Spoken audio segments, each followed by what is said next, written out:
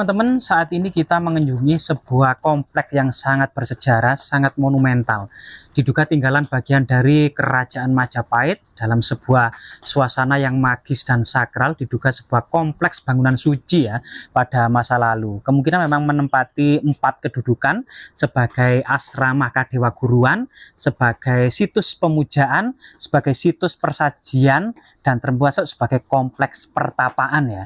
Jika kita mengacu kepada Kitab Negara Kertagama, kemungkinan ini juga masuk dalam Kitab Negara Kertagama. Yang dimaksud kemungkinan adalah sebuah kompleks karesian.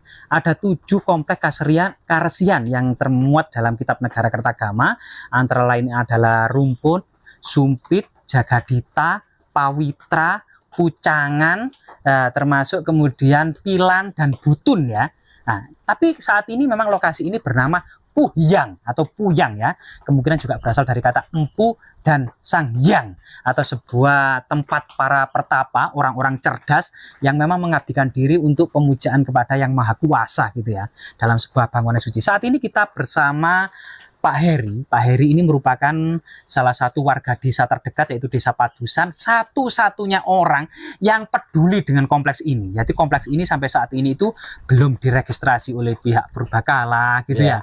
Belum juga terperhatikan sampai awal penemuannya juga belum pernah dilakukan ekskavasi secara profesional oleh pihak terkait. Nah, di sini cuma kesadaran dari masyarakat saja untuk berusaha membersihkan saja ya Pak Heri. Atau mungkin ada kepedulian merawat tentang tinggalan leluhur. Nah, Pak Heri ini selama 1 tahun mulai kemudian merawat, merapikan, membersihkan semak-semak belukar, membuat jalan-jalan agar para peziarah atau teman-teman lelaku spiritual ini bisa kemudian benar-benar dengan mudah datang ke lokasi ini. Nah, Pak Heri selama 1 tahun ini Pak Heri ya, tidur di sini Pak ya? Iya. Tidur di sini, makan, minum, hidup ya di sini. Ya, cuma hari Senin sama Selasa itu saya turun. Oh, cuma hari Senin dan Selasa ini turun ke bawah, mungkin menemui keluarga, termasuk kemudian mengumpulkan bekal untuk dibawa ke sini Pak ya? Nah ini, apakah sebenarnya Pak Heri itu ya, selama merawat 1 tahun ini, selain memiliki pengalaman mistis tentunya ya, ini apa semata-mata disuruh oleh pamong, kepala desa atau pemerintah terkait, atau inisiatif pribadi saja Pak Heri? Ini saya kan orangnya agak peduli. Memang peduli gitu, ya, peduli, nggak ada yang nyuruh, hanya mimpi gitu aja, ngikuti mimpi. Nah ini Pak Heri, kok sangat menarik ya teman-teman. Dari mimpi diwujudkan dalam sebuah kepedulian secara nyata. Ini mimpi apa saja Pak Heri? Kalau mimpi saya misalnya di sini kekurangan beras atau kopi, itu saya batin itu aja, Eyang, ini berasku mau habis. 2 hari pasti ada orang bawa beras ke lokasi ini. Ini luar biasa ya. Jadi mungkin memang di sini kondisinya sama ya, mungkin sejak awal didirikan oleh para empu era Majapahit, lokasi ini sudah terpilih oleh orang-orang dulu kan memang sakti ya. Sebuah lokasi tempat pemujaan, persajian yang dianggap suci gitu ya. Bahkan wingit dan sakral, yang artinya ketika doa-doa tersebut dipanjatkan di lokasi ini, termasuk mantra-mantra, dan seringnya itu terkabulkan berarti Pak ya. Nah, dan memang Pak Heri mengalami hal itu sendiri. Nah, biasanya batinnya itu di lokasinya di mana Pak Heri? Di pendopo sini, cuma saya batin gitu aja. Iya Pak. Masalah di sini saya kan ikhlas tanpa pamrih. Iya. Kalau boleh tahu ya Pak Heri, sebenarnya ada berapa situs yang paling keramat di lokasi ini? Kalau mungkin Pak Heri bisa menunjukkan ke kita semuanya. Di sini ada 6. Yang pertama? Yang pertama Eyang Wadak. Ini petilasan atau pertapaan Pak ini? Petilasan. Petilasan Eyang Wadak. Eyang Wadak. Mungkin nama Wadak itu sendiri sebenarnya mungkin Pak Heri dari mbah-mbah Pak Heri atau dari sesepuh-sepuh desa dulu, artinya apa sih Pak Eyang Wadak? Kalau Eyang Wadak itu dibilang itu wadah. Wadahnya orang. Oh, sebuah wadah gitu ya.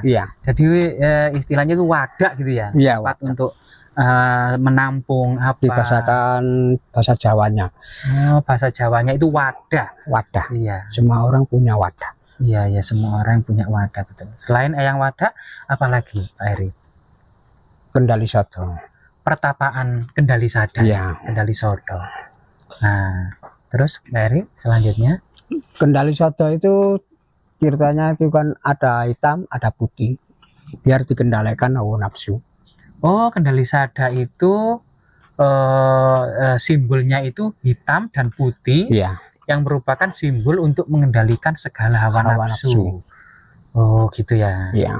Tadi. Kendali Sodo itu kan Anoman sebenarnya. Oh, Anoman seperti putih itu. oh itu pertapaan Pewayangan. Hanoman. Iya. Dalam cerita pewayangan, pertapaan Hanoman itu berada di Kendali Sodo.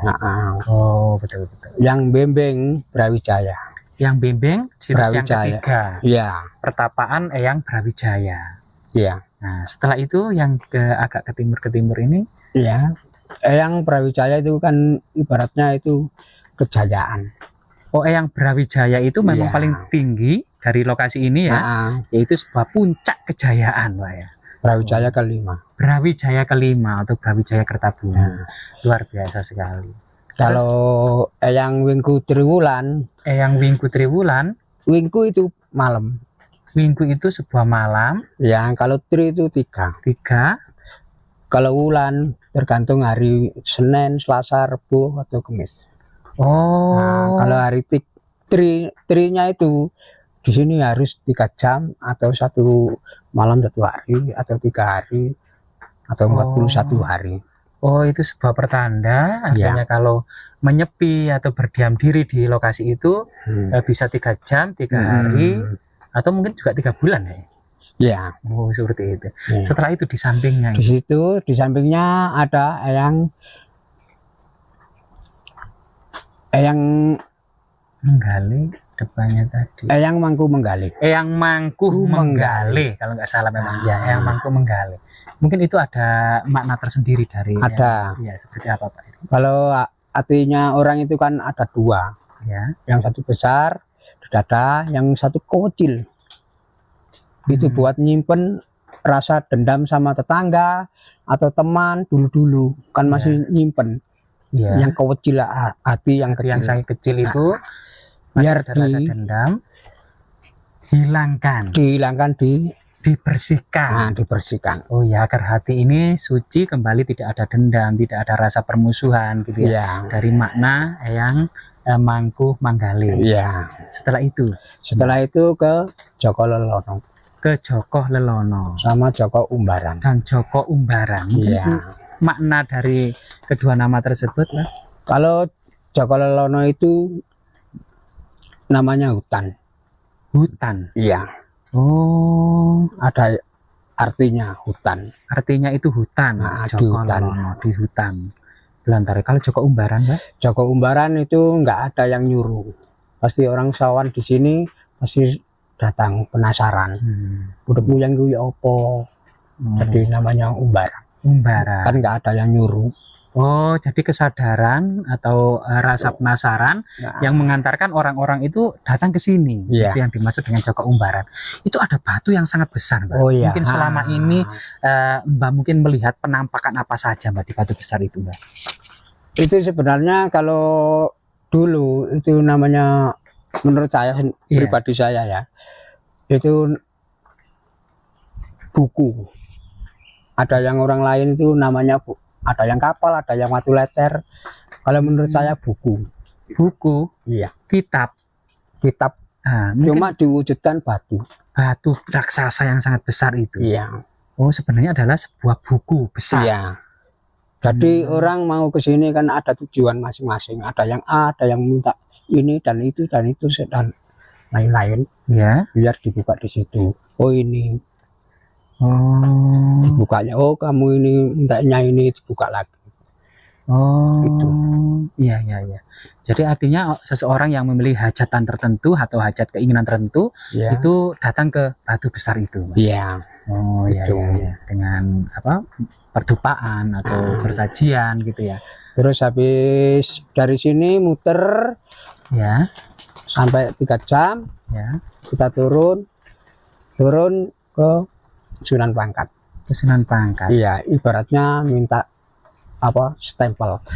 Oh, ngambil stempel ibarat. Oh, artinya Sunan Pangkat yang ada di bawah itu adalah titik awal sebelum datang ke sini, termasuk setelah berputar atau zaman kuno Pradaksina gitu ya. Itu kemudian turun lagi ke Sunan Pangkat, semacam stempel kalau sudah dari atas dari Sunan Pangkat ini, Pak. Diterima atau enggak, tergantung orangnya ikhlas apa enggak gitu aja. Jadi harus keikhlasan, harus yakin memang hal-hal seperti itu ya. Ya, terima kasih Mas Pak Heri atas waktu dan kesempatannya, semoga bermanfaat. Jadi luar biasa ya teman-teman. Lokasi Puduk Puyang ini sampai saat ini ternyata dari pengalaman Pak Heri sendiri, lokasi ini ternyata masih sangat wingit dan sakral, artinya segala doa, harapan atau keinginan itu diyakini Pak Heri ini selalu terwujud. Misalnya kondisi beras atau kopi mau habis, Pak Heri mulai membatin, mau habis ini kelihatannya gitu ya. Nah, biasanya besok itu pasti ada orang yang datang ke sini membawa kopi atau beras. Dan ini salah satu contoh fakta nyata ya yang ada di tempat kita. Artinya leluhur kita memang dahulu memilih lokasi ini sudah baik tanda-tandanya, dan harapannya memang dilestarikan oleh generasi-generasi berikutnya ya sebagai sebuah lokasi yang mungkin salah satunya masih digunakan sebagai situs religi oleh sebagian masyarakat. Semoga bermanfaat.